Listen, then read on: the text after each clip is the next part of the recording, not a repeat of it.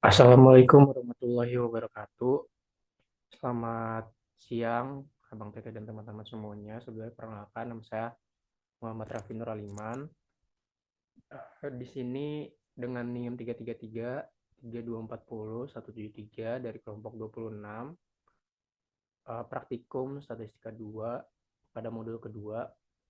Di sini saya akan mengerjakan 5 soal dari modul 2.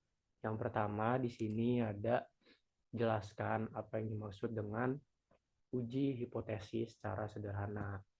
Nah, jadi uji hipotesis sendiri itu merupakan bagian dari statistika inferensial yang digunakan untuk menguji kebenaran suatu klaim atau hipotesis tentang parameter dalam suatu populasi, kemudian menarik kesimpulan, menentukan hipotesis tersebut diterima atau ditolak berdasarkan data yang diukur. Nah, jadi secara sederhananya, uji hipotesis sendiri itu adalah cara untuk menguji kebenaran suatu dugaan menggunakan data. Lalu kita mengambil keputusan berdasarkan hasil perhitungan statistiknya. Oke, yang kedua, di sini ada sebutkan dan jelaskan langkah-langkah dalam melakukan pengujian hipotesis. Nah, buat langkah-langkahnya, itu yang pertama, kita menentukan hipotesis nol atau H0 dan juga hipotesis alternatif H1 atau HA. Nah, setelah itu kita memilih tingkat signifikansi. Lalu kita yang ketiga itu menentukan uji statistik yang sesuai.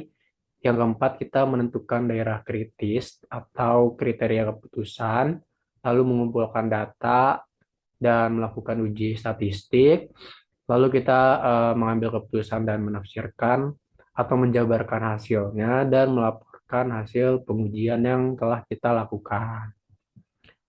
Lalu soal yang ketiga, jelaskan perbedaan antara left-tailed test, right-tailed test, dan two-tailed test. Nah, yang pertama itu ada left-tailed test, yang dimana dia itu menggunakan satu sisi dari distribusi normal untuk menentukan signifikansi. Nah, sedangkan buat right-tailed test itu dia menggunakan satu sisi dari distribusi normal untuk menentukan signifikansi juga. Kurang lebih, kalau misalkan left-tailed itu meannya lebih besar dari 75% dan right-tailed itu meannya lebih kecil dari 75%.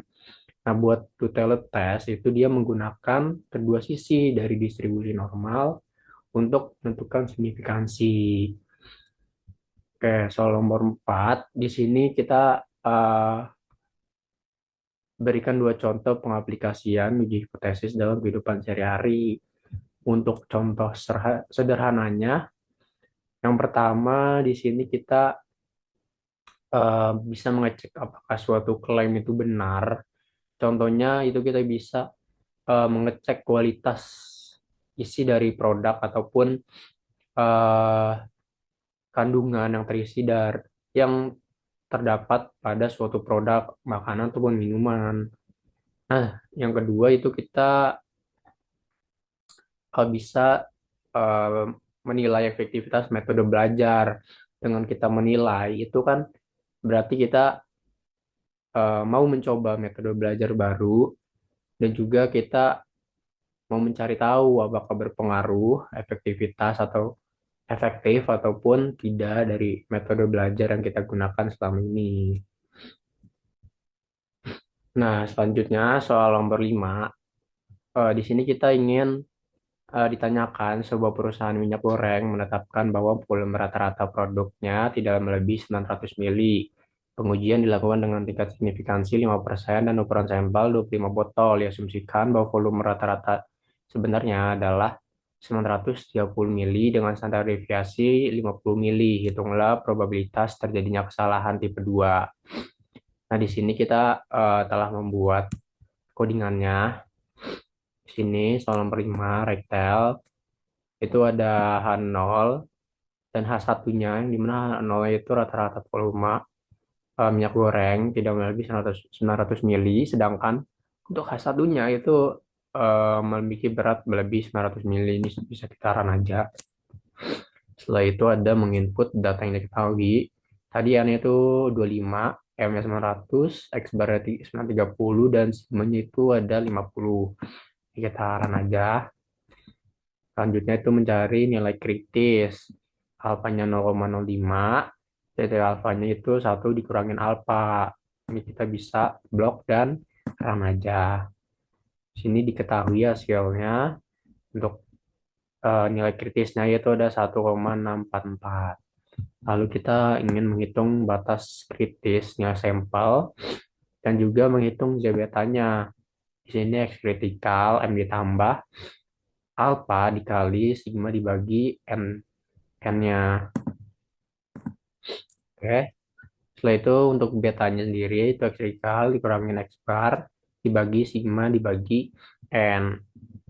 Itu kita bisa blok dan run aja.